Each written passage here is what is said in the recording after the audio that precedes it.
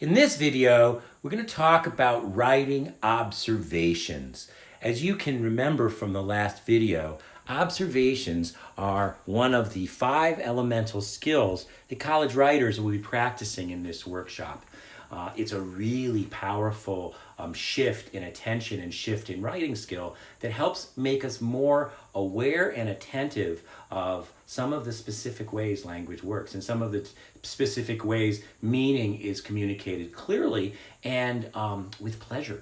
So observations are a great way of sort of heightening our awareness of good language and strong thinking. So the way we're going to start this is we're going to write observations on some aphorisms. Aphorisms, that's a big fancy Greek word for the moral of the story is. In the fables that you wrote, in each of those essays, number 1, 2, 3, you were asked to write 3 versions of the final sentence. The moral of the story is, the moral of the story is, the moral of the story is. And those sentences, aphorism is the name for sentences that start with the moral of the story is. It's a technical word. It's an English professor's word, and it's one I want you to know. So if I'm talking about aphorisms, I'm talking about the moral sentences that come at the end of the fable. A fable is a technical name for the essay shape that we're working on, and an aphorism is a technical word for that final sentence.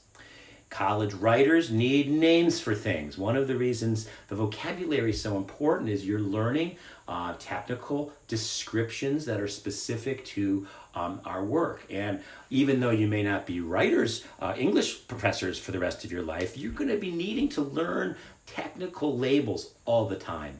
Every field, every profession has a whole bunch of technical words that become important to point out distinctions that matter in the workplace or the profession. So even though these words seem not that important to you in your life as an English person, as a student, as a lifelong learner, this ability to pick up important words, to learn technical terminology, and not be afraid of it. When I say a big fancy word, aphorism, it's not familiar to you yet, but even in this space of this one little video, you're going to hear it a bunch of times, and you're going to get to be able to make it part of your knowledge base in your class lexicon, and even part of your writing. When you're writing observations, you can use the word aphorism to talk about your own writing and the writings of your colleagues. That would impress me. I love fancy words.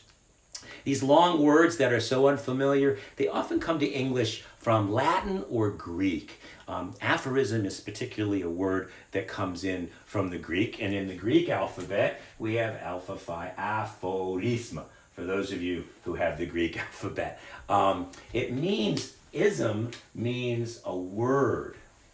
It's a Greek word for a word, and apho means to pull out of. So aphorism is the combination of a word that pulls out, a word, a phrase, a sentence that pulls out the meaning of all that went before. So it's a nice word. You can throw that in your lexicons if you like it. You can use it in your, Mom, I wrote a really cool aphorism today in English class. Hey, babe. I think it would kind of be sexy to come up with really good aphorisms. In fact, it's kind of what people do in branding, right?